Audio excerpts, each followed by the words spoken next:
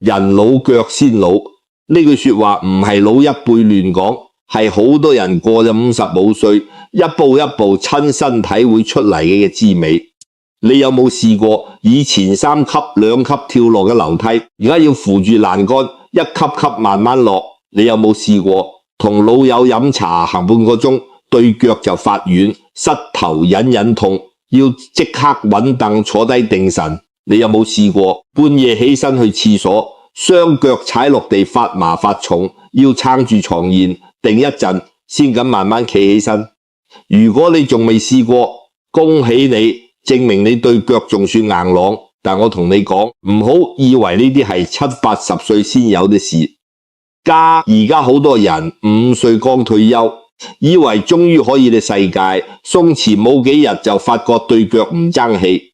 今日膝頭痛，聽日腳軟，行多2步就氣喘。你唔當一回事，覺得只係老咗少少，好正常。就係呢個正常，一步步將你拖向落去。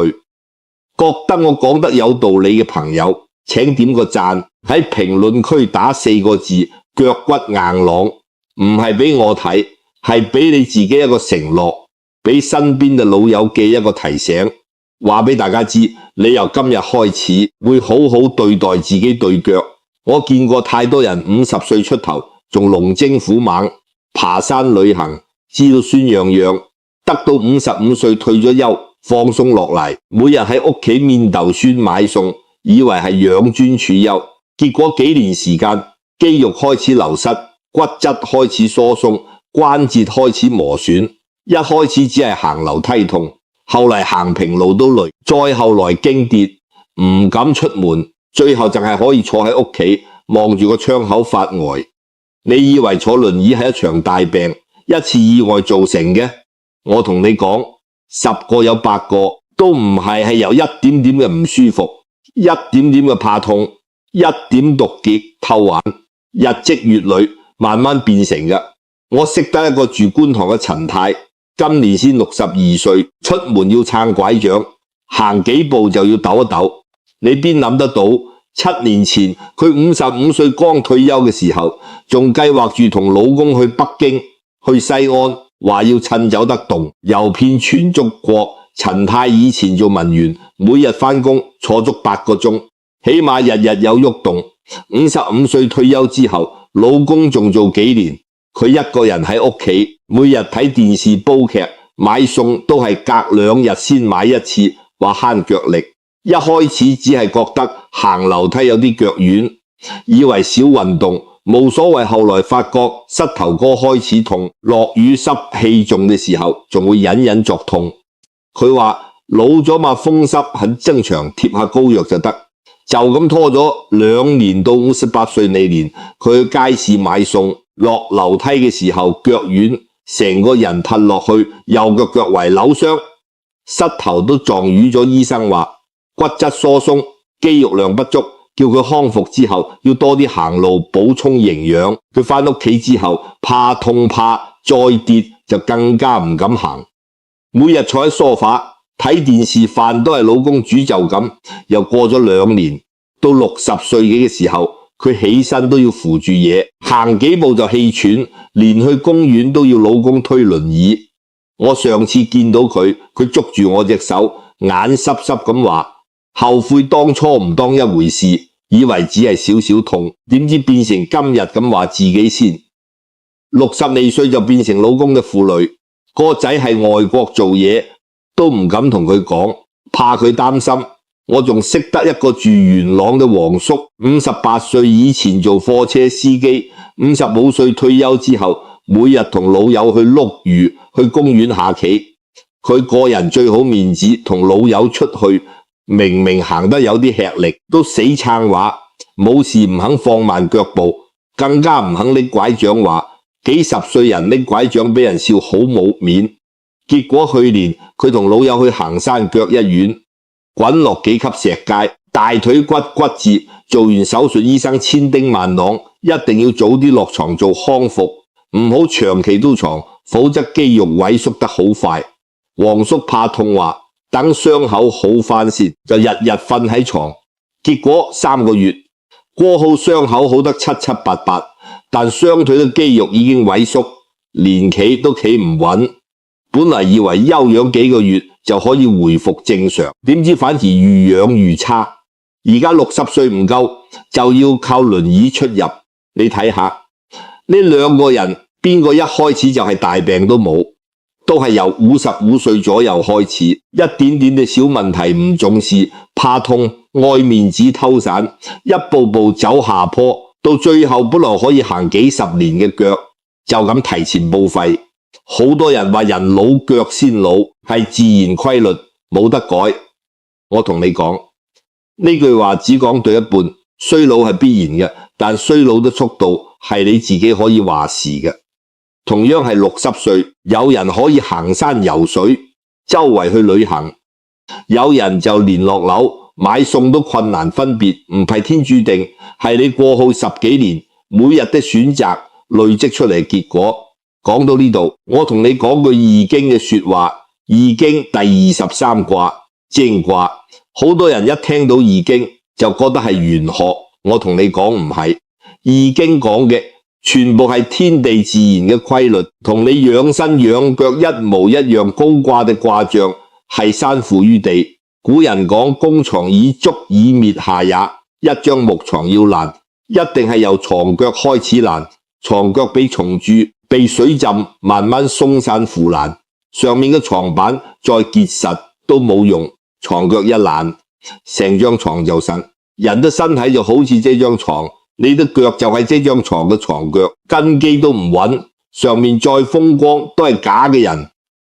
到中年55歲之後，你身體嘅元氣就開始往下走，就好似張床嘅床腳開始慢慢俾歲月剝削，你唔保養唔加固，就會愈增愈厲，害到最後床腳斷咗你，成個人就倒下來增卦。仲有一句話，君子以厚下，安宅，意思就係聰明嘅人一定會先堅固底部，先打好根基，個屋先住得安穩，放到養生上面，就係你一定要先保養好你嘅腳，先打好身體嘅根基，你個晚年先過得安樂，過得有尊嚴。好多人唔識呢個道理，年輕嘅時候搏命做，壞身體都唔在乎，到中年又覺得腳痛腳軟係小事，唔使理，都真係行唔到嘅時候先來後悔，太遲啦。你而家50冇歲，60歲仲行得走得，你覺得冇事，但你要知道今日嘅每一步都係在為你10年後20年後嘅腳力存本錢好啦。道理講完，講實在的，好多人會問保養對腳要食咩補品，要買幾貴嘅硬片。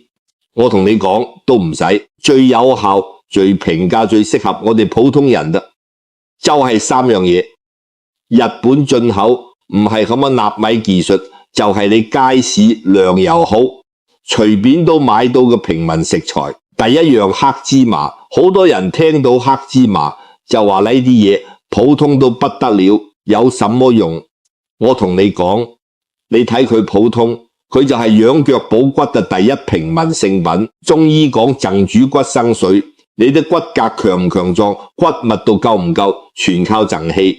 贈氣足，骨骼就堅硬；贈氣虛，骨質就疏鬆，就容易痛，容易跌。而黑色入枕，黑芝麻呢樣嘢係最溫和、最補緊嘅平民食材，唔係什麼大補嘅藥材，唔會補到上火，唔會有副作用，就係日常嘅食物，日日食，慢慢滋補，潤物細無聲。你唔好期望食3日就有神奇效果，冇可能㗎。但你堅持食半年、食1年、食3年，你同齡嘅人比起嚟，骨密度一定會拉開好大距離。我識得一個住深水埗嘅李伯，今年18歲，55歲退休開始，每日朝早1碗黑芝麻糊，堅持咗23年。而家18歲，每日朝早自己行去深水埗街市買餸，兩手各拎一袋菜，行上5層唐樓。面不紅氣不喘，同佢差不多年紀嘅老街坊，好多都要拄拐杖，甚至坐輪椅。佢仲腳力十足，仲可以同老友去行山。黑芝麻嘅食法好多樣最簡單嘅就係買炒好磨好嘅黑芝麻粉，每日朝早一勺暖水沖開，或者加落粥度，方便就很。如果你有時間，可以自己買生黑芝麻白鑊慢火炒香，加少少糯米磨成粉，煮成糊，香氣更濃，吸收更好。仲有個食法就係買半斤黑豆同黑芝麻一齊煲，加幾片陳皮，一個禮拜飲2-3次，補氣之餘仲可以去濕，對老人家腳柱腳重特別有幫助。揀黑芝麻嘅時候，大家要留心，唔好買太黑太亮嘅，好多都係染色嘅。正常嘅黑芝麻顏色係深灰色，有深有淺，你可以用手搓一下。如果掉色嚴重啊，就唔好買，最好就係買大殼嘅，自己回家炒，自己磨最放心。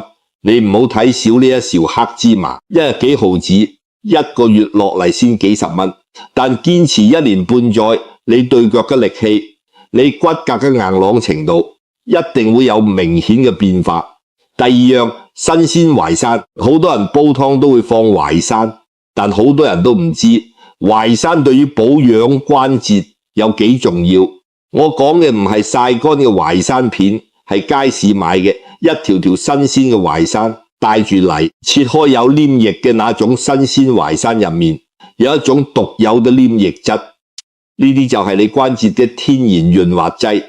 好多老人家膝頭痛關節緊，行樓梯咔咔聲，以為係骨頭磨損冇得醫，其實好多時候唔係骨頭嘅問題，係關節裏面嘅潤滑液少咗，筋膜亢降，所以活動起嚟就會痛，就會緊。新鮮淮山入面嘅營養就可以幫你身體去製造更多嘅關節潤滑液，潤澤你哋關節，放鬆你哋筋膜。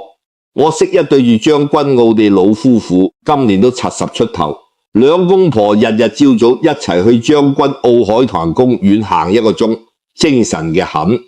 佢哋嘅秘訣就係每個禮拜最少煲2次新鮮淮山湯，新鮮淮山切塊，加蓮子、百合、瘦肉，煲1個鐘，清甜滋潤。阿婆話以前佢膝頭痛行梯都困難，後來日日煲湯放淮山，有時候蒸嚟當點心食，食咗半年幾，膝頭的痛慢慢減輕咗，而家行1個鐘都唔覺得累。新鮮淮山嘅食法都好幾樣，第一樣煲湯，同瘦肉、雞腳、蓮子芡實一齊煲，滋潤關節，補而不齙。第二樣蒸淮山，洗淨切小段，蒸15分鐘直接食，原汁原味，最能保留入面嘅黏液質。第三樣切片同白米一齊煲粥，早餐食1碗，養胃又養關節。處理淮山怕鐵嘅話，記得戴手套去皮，或者蒸熟咗先去皮，就唔會黐鏈揀新鮮。淮山要揀表皮光滑雖小，重量夠腿手嘅呢啲，比較粉糯黏液多，效果更好。呢樣嘢都唔貴，街市10幾蚊1斤，長期食，你的關節會靈活好多，行起路來唔會再緊同緊，腳力自然就返嚟。第三樣合桃，好多人一聽到合桃，第一反應就係補腦的確，合桃補腦人人都知，但好多人唔知。合桃對於保養你嘅腳，中醫講前主骨生水，而腦為水海，補腦其實就係補水，補水就係補剪，補剪自然就可以強筋骨。所以話合桃補腦同補贈強腳係同一個道理，一脈相承。而且合桃入面有豐富的好油脂，可以軟化你嘅血管，潤澤你嘅筋膜。好多老人家腳抽筋，以為係缺腦，其實好多時候係筋膜太乾，血管彈性唔好，血液循環差，所以先容易抽筋。每日食幾粒核桃潤澤筋膜，促進血液循環，腳抽筋的情況自然就會減少。最理想嘅食法就係將黑芝麻同核桃一齊磨成粉，每日朝早1勺，沖水飲黑芝麻，保健壯骨。核桃補水潤筋，兩樣加埋一齊，效果唔係1+1等於2，係加1大於2。我識得一個住屯門嘅張伯，12歲，以前腳力好差，行幾步就要抖，仲經常半夜腳抽筋，抽到醒。後來每日朝早一勺黑芝麻核桃粉，晚飯之後就去屯門公園行半個鐘，堅持咗半年，半夜唔會再抽筋，行起路嚟腳都有力好多。以前由屯門市中心行去屯門公園，中途要抖2、3次，而家可以一路行，過號行完公園，仲可以行返屋企合桃，唔使多食，每日3到5粒就夠。食多咗容易油腐，反而加重腸胃負擔。你可以直接剝殼食，亦都可以磨粉，或者煲湯煮粥時候放幾粒鹼合桃，要鹼殼均衡，冇破損，聞起嚟冇油耗味嘅。如果核桃仁變黃有油耗味，就已經變質咗，唔好食。呢3樣嘢，黑芝麻、新鮮淮山核桃，全部都係平價到不得了嘅食材。3樣加埋1個月100蚊都唔使，就可以幫你保養骨骼、圓習關節、增強腳力。比起市面上幾百蚊一盒嘅補骨產品，呢3樣嘢先係真正有效、真正適合普通人嘅養生妙法。講到呢度，我就有啲氣。而家香港嘅電視電台鋪天蓋地都係針對老人家嘅補骨廣告，日本專利納米技術關節修復素，3個星期止痛，3個月回復年輕狀態，講到天花龍鳳，一盒就賣幾百蚊，甚至過千蚊，叫你買3個療程，仲話買得多優惠多。我見過好多老人家捨不得食，捨不得着，幾千蚊買啲些所謂嘅補骨產品，以為食咗就唔會痛，就唔會坐輪椅。結果食咗幾個月，痛一樣痛，腳一樣軟，錢就花咗一大筆，仲要俾仔女話亂花錢。我識一個住公屋的阿婆，每個月綜援先幾千蚊，俾電視廣告呃咗，買咗萬幾蚊嘅所謂關節膠原蛋白，結果食咗半年，膝頭一樣痛。佢話以為終於有產品可以醫好我的腳，原來只係想賺我的棺材本。我同你講一句最實在嘅說話，呢個世界上最好嘅補品永遠唔係藥房賣嘅，唔係直銷公司推嘅最好嘅補品，就係你屋企廚房入面嘅，係街市糧油鋪買得到嘅，係幾代人傳下來嘅日常食材。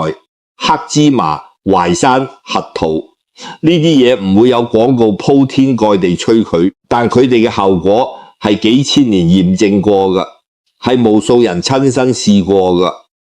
你唔好覺得平嘢冇好貨，有時候最普通嘅東西先係最有效嘅，因為佢哋符合自然規律，符合身體嘅需求，慢慢調理，循序漸進，唔會傷身。人到晚年，錢要使在刀口上，唔好俾人呃咗辛苦錢，最後身體冇好轉，仲要嬲出病嚟。老老實實由日常飲食開始，由呢3樣平價食材開始調理好身體，你自己嘅身體就會自己修復。呢個先係最靠譜、最實在嘅養生之道。講完飲食，我同你講下運動。好多人話保養腳就要多運動，就要跑步，就要深蹲。我同你講，大錯特錯。你55歲、60歲，你哋關節已經用咗幾十年，磨路幾十年，就好似一對用咗幾十年嘅機器零件已經有磨損啦。你呢個時候仲去劇烈運動，唔係保養腳，係加速報廢。老人家運動嘅原則只有2個字和順咯，就係唔好同自己嘅身體鬥氣，唔好硬撐，過得累就停，過得痛就休息。順就係順住關節嘅自然方向去活動，唔好做劇烈嘅扭轉跳躍，唔好做對關節衝擊大嘅動作。咁最安全、最有效嘅運動係什麼？就係行路。冇錯，就係最簡單、最普通嘅行路。已經講坤卦地勢坤君子，以厚德載物。大地睇起嚟好柔軟、好溫和，但實際上最有力量承載萬物。行路就係咁，睇起嚟慢，睇起嚟冇乜強度，但每一步都係鍛鍊你嘅肌肉，鍛鍊你嘅平衡力，鍛鍊你嘅骨骼。只要你日日堅持行，你的肌肉就唔會流失，你嘅骨密度就唔會咁容易下降，你嘅關節就會保持靈活。我有個住青衣嘅老友，今年82歲，扣冇稅退休之後，就同自己訂咗個規矩，每日行8000步，朝早買餸3000步，午後公園2000步，晚飯後散步3000步，分開幾次行，輕輕鬆鬆，就咁堅持咗20幾年。而家82歲，仲係每日8000步，腳力比好多60歲嘅人仲好。佢話重點唔係8000步呢個數字，重點係每日都行。你每日行1000步、2000步，只要日日都堅持，你對腳就日日都有鍛鍊。如果你一個禮拜先得日行一次，就行幾個鐘，行到腳痛腳軟，不但冇好處，反而容易傷到關節。養生呢件事持久比強度仲要10000倍。仲有行路嘅時候一定要小心，要踏實每一步易經啊。第10卦履卦履虎尾，不果人亨意思就係，就算你踩住老虎嘅尾巴，只要你小心謹慎，步步踏實，老虎都唔會咬你。老人家行路就好似踩住老虎尾，每一步都有風險，但你唔可以因為有風險就唔行，你越唔行，腳就越軟，就越容易跌。正確嘅做法係步步小心，慢慢行，唔好急，唔好追車。仲有一樣，千祈唔好死撐面子。我見過好多老人家明明行路已經搖搖晃晃，就係唔肯拎拐杖，話俾人見到笑，冇面。我同你講，呢個係最蠢最害命嘅想法。你為咗一時嘅面子唔肯拎拐杖，萬一跌親骨折入院，最後變得要坐輪椅，要仔女照顧，咁樣先係真正冇面，先係真正連累家人拎拐杖，唔係老嘅表現，係對自己負責，對家人負責嘅表現。除咗行路，仲有啲細節大家要注意。第一就係穿鞋，千祈唔好長期穿拖鞋、軟底鞋，最好穿一對貼腳鞋底有防滑紋嘅運動鞋。第二就係屋企防滑，浴室廁所一定要鋪防滑鍛裝扶手，半夜起夜一定要開燈，唔好摸黑行。第三就係唔好空腹行路，唔好飽肚，即刻行路，飯後休息半個鐘，再散步最合適。講到呢度，我想同大家傾下更深層嘅問題。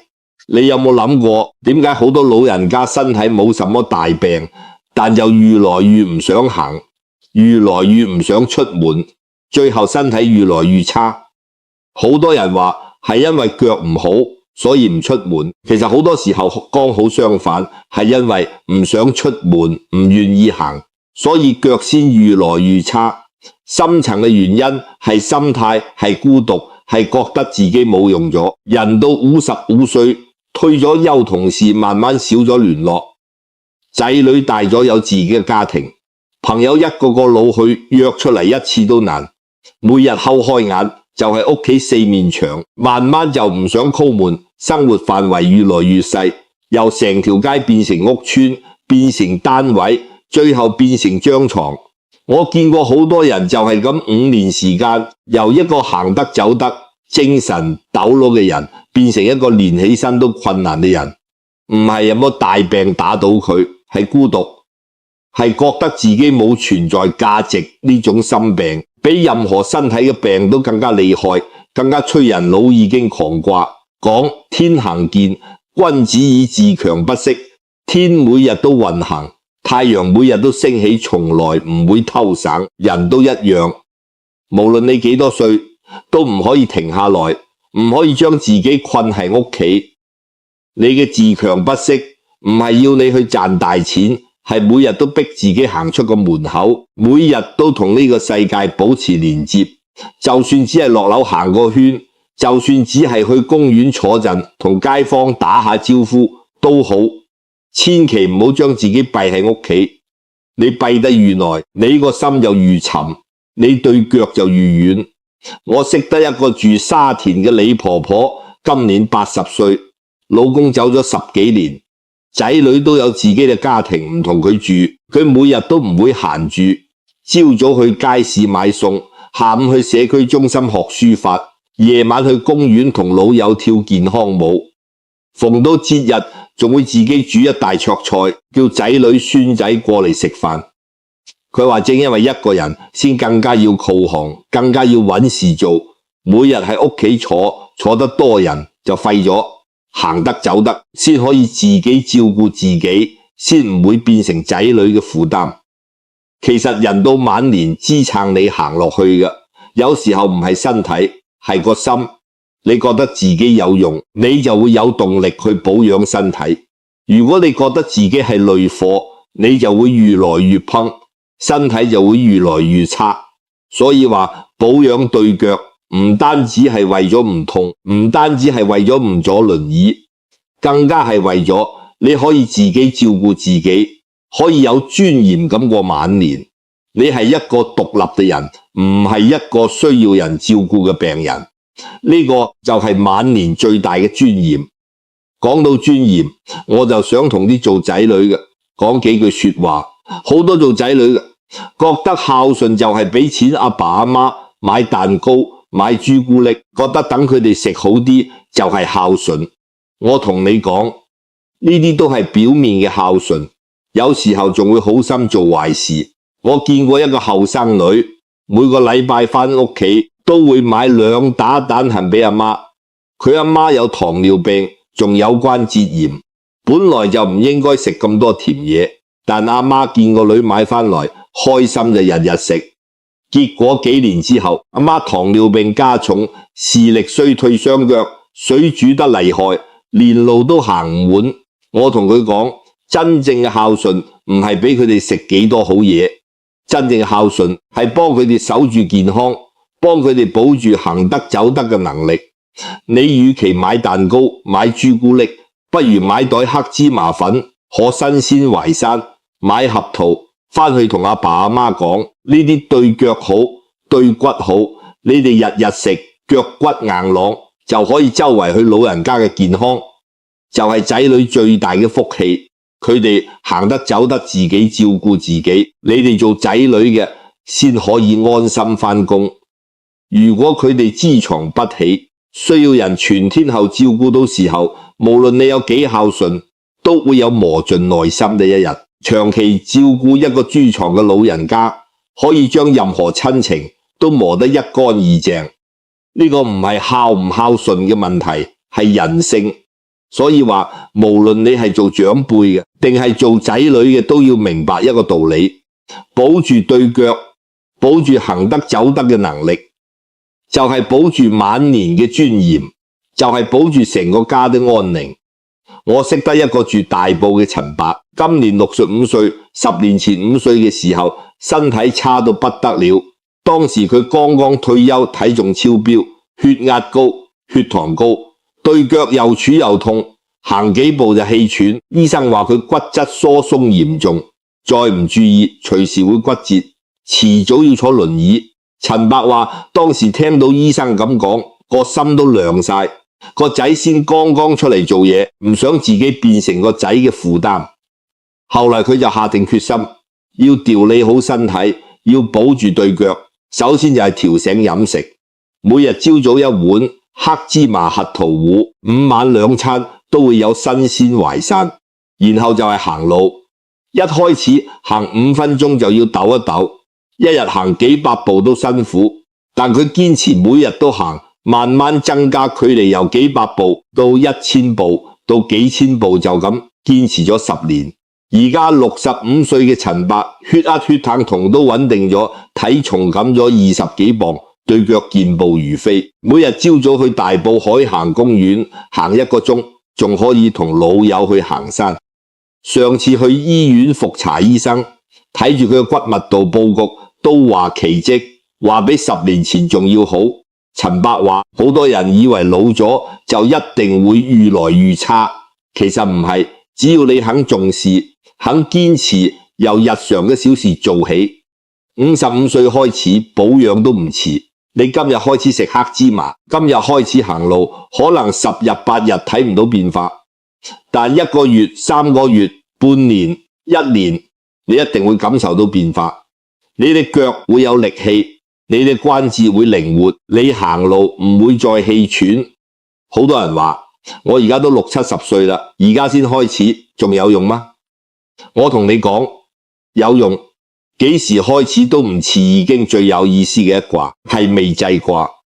64卦嘅最後一卦唔係圓滿的既濟卦，係未濟卦。意思就係人生永遠都未完成，永遠都有改變嘅空間。你以為行到終點，其實只係另一個開始。你以為冇得改變，其實只要你肯開始，就永遠有機會。過去嘅幾十年，你可能冇保養身體，你可能捱壞咗對腳，但唔緊要，過後嘅已經過後，你改唔到。但今日之後嘅日子，你可以話事。好多人話人生最無奈嘅事就係人老咗腳先唔聽話，但我同你講，呢個唔係無奈，係你自己嘅選擇。你選擇重視佢，保養佢，佢就陪你行更遠嘅路，睇更多嘅風景。你選擇忽略佢，放縱佢，佢就會提前報廢，讓你坐喺屋企度過餘生。55歲係人生嘅一個轉捩點，前半世你為家庭、為仔女、為工作搏命奔波，捱壞咗身體都唔在乎後半世。你應該為自己活，為自己的健康負責。唔好等腳痛到行唔到先來後悔冇保養，唔好等坐咗輪椅先來後悔冇多啲行路，唔好等連累咗仔女先來後悔冇愛惜自己。今日睇完呢篇文章就去街市轉一圈，買半斤黑芝麻，買一條新鮮淮山，買幾個核桃。由聽日開始，日日食，日日行，1個月之後，你再感受下你對腳嘅變化。我相信你一定會有驚喜。最後，我同大家講一句，你今日點對你嘅腳，你將來嘅腳就會點對你。你對佢好，佢就陪你走得穩，走得遠。你對佢唔好，佢就會早早離開你，讓你寸步難行。呢個世界從來都咁公道，晚年嘅路係你自己一步一步行出嚟嘅。你可以行得慢，但千祈唔好停下來。你停下嚟就可能永遠都行唔返起身。願你我都可以腳骨硬朗，行得走得有尊嚴咁過好晚年嘅每一天。